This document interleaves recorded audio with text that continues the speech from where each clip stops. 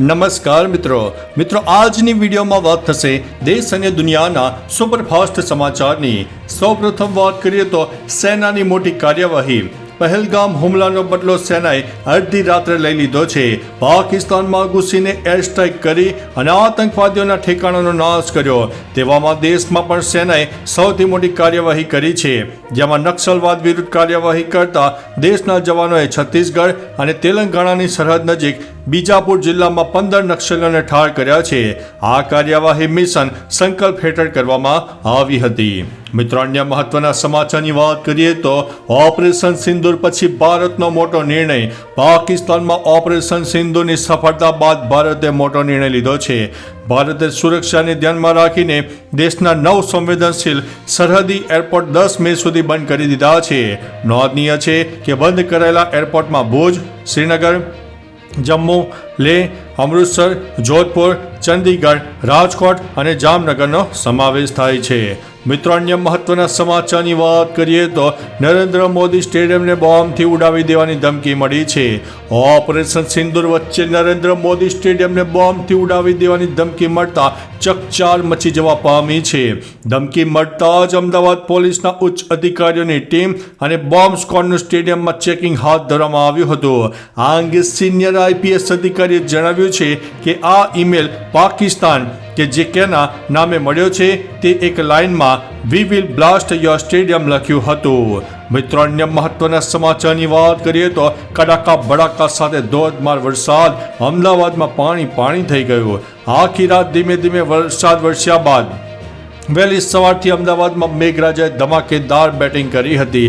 ભારે ગાજવીજ સાથે ચોમાસામાં પણ ન હોય તેવો વરસાદ વરસી ગયો, જેના કારણે ચારે બાજુ પાણી થઈ ગયું। સાંજથી અમદાવાદમાં ફરીવાર વરસાદનું આગમન થયું, જે હજુ પણ ચાલુ હતું। જાણે કે અષાઢ મહિનામાં થતા હોય તેવા કડાકા ભડાકા અત્યારે જોવા મળી રહ્યા છે।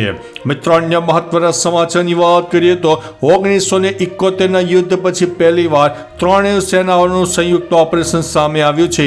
પહેલગામ આતંકવાદી હુમલાનો બદલો લેવા માટે ભારતીય સેના, વાયુસેના અને નૌકાદળે સંયુક્ત રીતે ઓપરેશન સિંદૂર શરૂ કર્યું છે।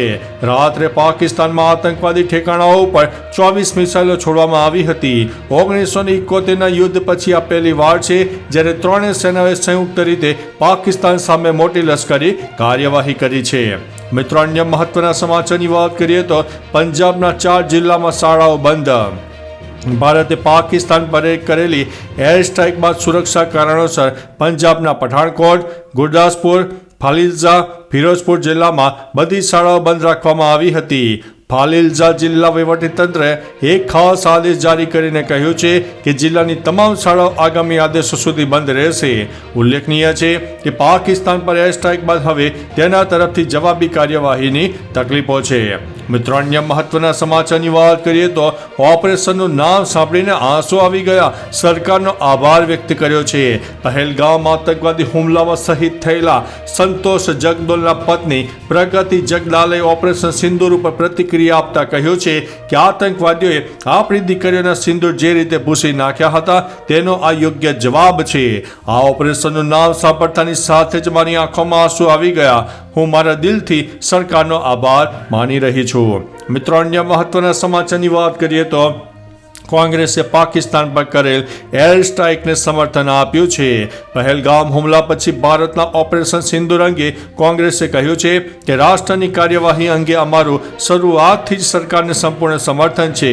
પીઓકે અને પાકિસ્તાનમાં આતંકવાદના તમામ સ્ત્રોતોને સંપૂર્ણપણે નાશ કરવાની ભારતની નીતિ અડગ છે અને આ નીતિ હંમેશા સર્વોચ્ચ રાષ્ટ્રીય હિત દ્વારા સંચાલિત હોવી જોઈએ। આ સાથે કોંગ્રેસ નેતા રાહુલ ગાંધીએ પોસ્ટ કરી છે અને ભારતીય સશસ્ત્ર દળો ઉપર ગર્વ છે। જય હિન્દ। મિત્રો, અન્ય મહત્વના સમાચારની વાત કરીએ તો ઓપરેશન સિંદૂરમાં બોલિવૂડમાંથી પણ લાગ્યા હતા જય હિન્દના નારા। બોલિવૂડના કલાકારો પણ ઓપરેશન સિંદૂરથી ખુશ થઈને જય હિન્દના નારા લગાવીને ભારતીય સેનાને સલામ કરી રહ્યા છે।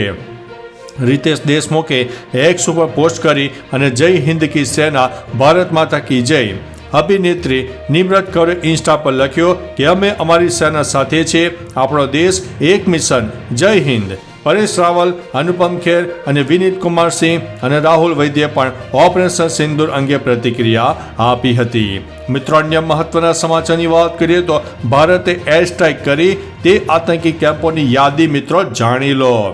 મખજસ સુબાનલ્લા બહાવલપુર જૈસે, મરકઝ તૈયાબા મુદીર લશ્કર, સરજાલ તેહરા ક્લાન જૈન, महमूनिया जोया सियालकोट HM, मगजल अहद असीद बर्माना लश्कर, मरकज अब्बास कोटाली जैसा, मस्कर राहिल शाहिद कोटाली MM, सवाई नाला कैम्प मुजफ्फराबाद लश्कर અને સૈયદ બિલાલ કેમ્પ મુજરાબાદ JEM નો સમાવેશ થાય છે. મિત્રો આ યાદીને તમને જોડીને નવાઈ લાગશે કે ભારતે આવું આ પાકિસ્તાનમાં ઘૂસીને કેવી રીતે કામ કર્યું હશે. તે તો મિત્રો આપણી એક કહી શકાય કે જાણવા જેવી બાબત છે. મિત્રો અન્ય મહત્વના સમાચારની વાત કરીએ તો અમિત શાહે કહ્યું છે કે આપણી સેના ઉપર ગર્વ છે. કેન્દ્રીય ગૃહમંત્રી અમિત શાહે જણાવ્યું છે કે આપણી સેના ઉપર ગર્વ છે. મોદી સરકાર ભારત અને તેના લોકો પરના કોઈ પણ હુમલાનો યોગ્ય જવાબ આપવા માટે તૈયાર છે. ભારત આતંકવાદને તેના મૂળમાંથી નાબૂદ કરવા માટે સંપૂર્ણપણે પ્રતિબદ્ધ છે. આપણી સેનાના આ સાહસિક પગલાથી સ્પષ્ટ થઈ ગયું છે કે ભારત કોઈ પણ પડકારનો હિંમતભેર સામનો કરશે અને પોતાના નાગરિકોની સુરક્ષા માટે દરેક શક્ય પગલું ભરવાનું છે. મિત્રો અન્ય મહત્વના સમાચારની વાત કરીએ તો પાકિસ્તાનમાં 100 કિલોમીટર અંદર ઘૂસીને માર્યા છે. ભારતે પાકિસ્તાનમાં 100 કિલોમીટર અંદર ઘૂસીને એર સ્ટ્રાઇક કરી છે. બહાવલપુરા આંતરરાષ્ટ્રીય સરહદથી 100 કિલોમીટર દૂર છે, જ્યાં જૈશનું મુખ્યાલય નષ્ટ કરવામાં આવ્યું છે. મુરીડકે સરહદથી 30 કિલોમીટર દૂર છે. અહીં લશ્કરનો કેમ્પ પણ હતો.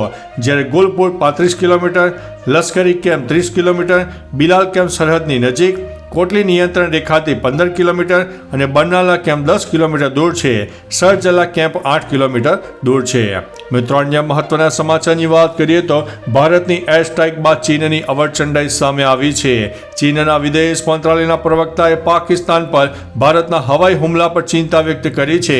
તેમણે કહ્યું છે કે ભારતની લશ્કરી કાર્યવાહી દુર્ભાગ્યપૂર્ણ છે. અમે વર્તમાન પરિસ્થિતિથી ચિંતિત છીએ. ભારત અને પાકિસ્તાન બંને એકબીજાના પડોશી છે અને ચીન પણ પડોશી છે. ચીન તમામ પ્રકારના આતંકવાદનો વિરોધ કરે છે.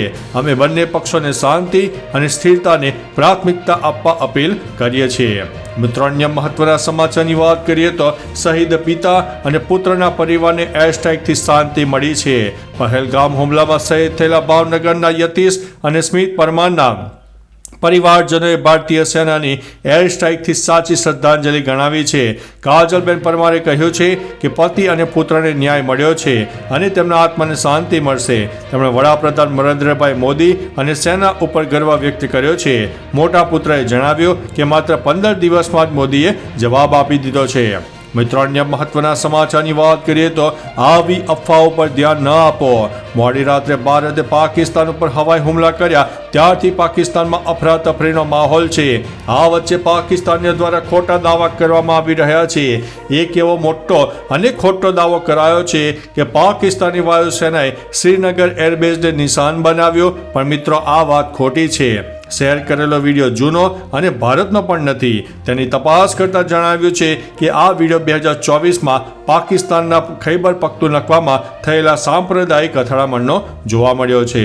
મિત્રો અન્ય મહત્વના સમાચારની વાત કરીએ તો વિદેશ મંત્રાલય અને સેનાની પ્રેસ કોન્ફરન્સ પૂરી થઈ ગઈ હતી. વિદેશ મંત્રાલય અને સેનાની પ્રેસ કોન્ફરન્સનું આયોજન હતું, જેમાં ઓપરેશન સિંદૂર અંગે માહિતી આપવામાં આવી હતી.